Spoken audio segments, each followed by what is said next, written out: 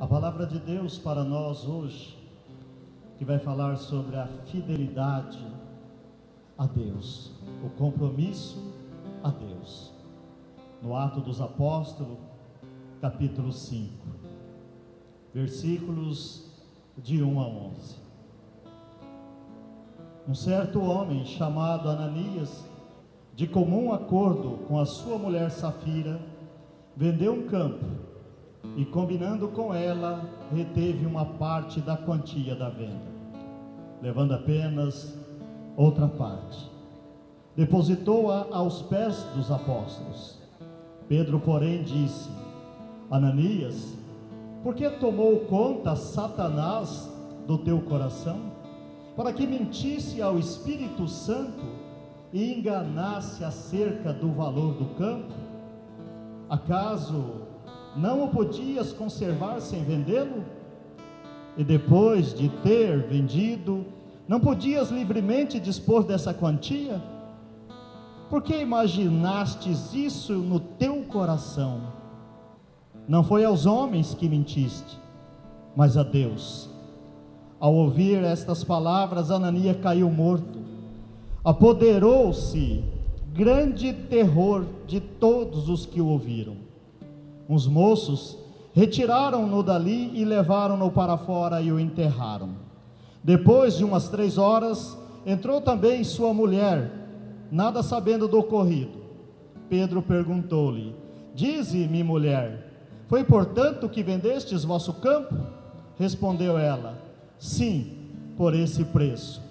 Replicou Pedro: Por que combinastes para pôr à prova o Espírito do Senhor? Estão ali à porta aos pés daqueles que sepultaram teu marido. Hão de levar-te também a ti.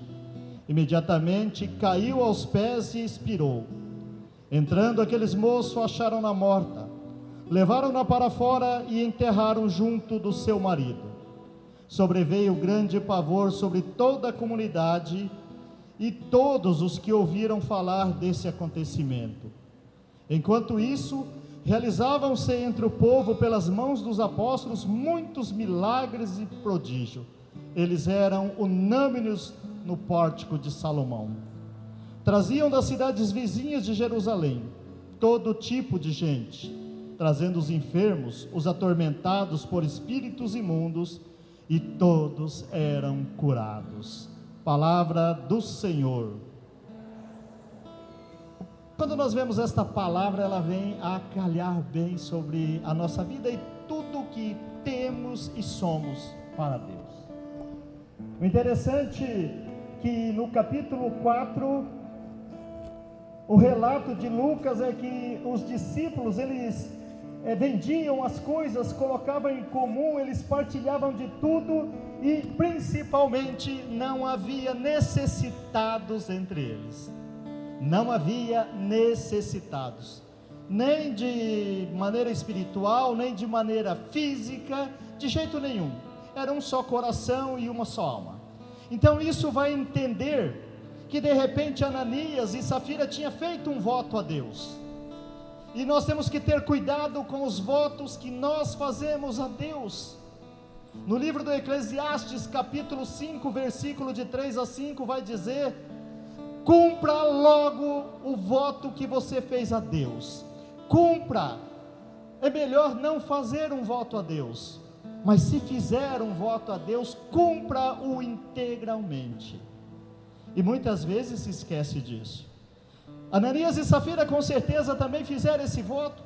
Não sei se fizeram a Deus por seriedade, ou brincaram com Deus, ou queria ter um status, queria se aparecer como bonzinhos na presença dos apóstolos e na presença de Deus, na presença da comunidade. Só que eles deixaram apoderar-se do coração deles a semente, o sentimento do encardido. Satanás entra no coração de Ananias e, em comum com Safira, fala: vamos enganar a Deus, nós vamos vender o que temos e vamos reter para nós e darmos só uma parte. Ninguém vai descobrir, vai ficar tudo escondido. Mas nós podemos esconder dos homens, mas de Deus não. Quando nós olhamos que porque eles venderam e não doaram aos pés dos apóstolos aquilo que era devido, de repente a gente fala, mas foi algo muito pesado, foi uma condenação muito grave, a morte aos dois, simplesmente por conta de um terreno.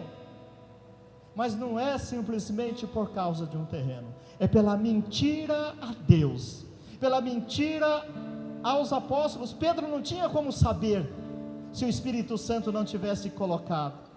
É isso que estava, e Pedro pergunta assim: vocês não tinham necessidade nenhuma de vender esse campo, vocês não tinham necessidade nenhuma de doar tudo em comum, vocês poderiam falar a verdade, poderiam doar parte realmente, poderiam não doar nada, porque Deus não quer as coisas obrigado, mas Ele quer de coração.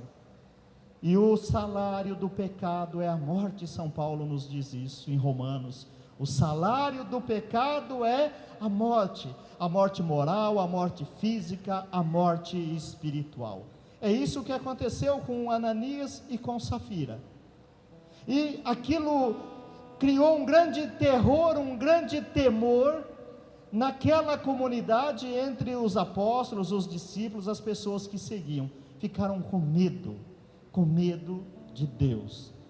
Mas as pessoas também tinham fé no poder que se operava por Pedro. Eles queriam colocar as pessoas doentes que somente a sombra de Pedro tocasse, e Deus fazia milagres e prodígios. Talvez nós estamos aqui hoje buscando a cada momento. Talvez tenha pessoas que tenham feito a novena as 9 vezes e fala assim: comigo não aconteceu nada, ou talvez fiquei pior do que estava. Eu me preocupo muito quando nós pegamos esse lacinho aqui lá fora. Quem tem esse barbantinho com os 9 nozinhos? Quem tem? Diz que nós não devemos fazer voto a Deus. O Eclesiastes diz isso: mas se faça, cumpra. Esses nozinhos são para lembrar que nós estamos pedindo a Deus.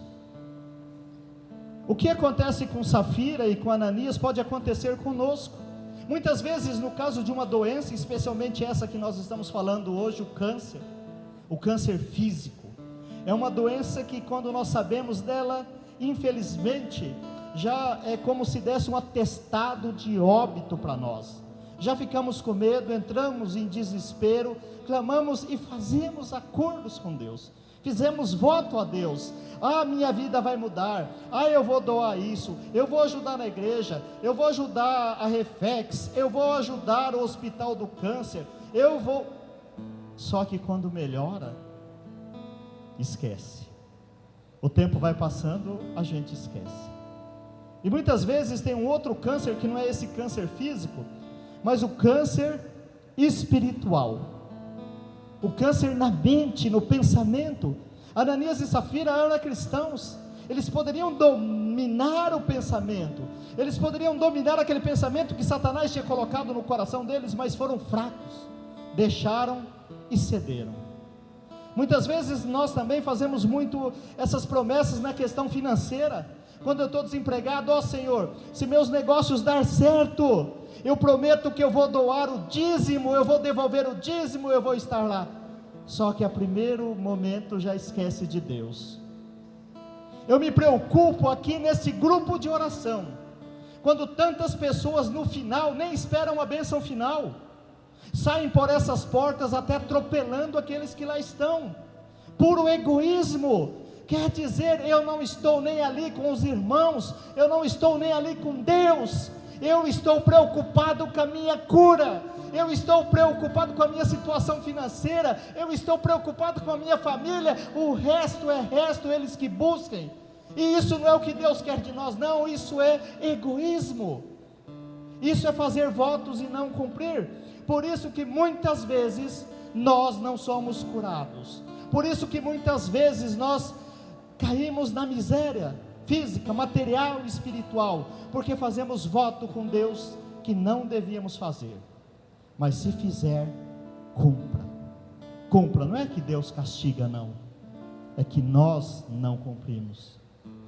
Eu vejo muito e quero que ergue a mão aqui, quem já viu em adesivos a palavra Deus é fiel, grudados em carros. Alguém tem dúvida que Deus é fiel? Não, Deus é fiel. Eu falo que aquele adesivo devia ser: será que eu sou fiel a Deus?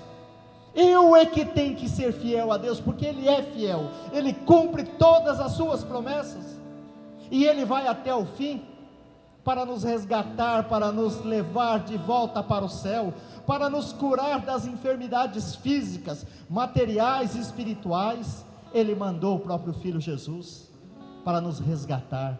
Quantas pessoas foram curadas? Quantos leprosos foram curados? Quantos cegos voltaram a enxergar? Quantos surdos ouviram? Quantos coxos andaram? E mesmo assim, qual foi o preço que Jesus pagou? O preço da morte, lá na cruz. Mas não foi ninguém que matou, Ele mesmo dá a vida para nos restaurar.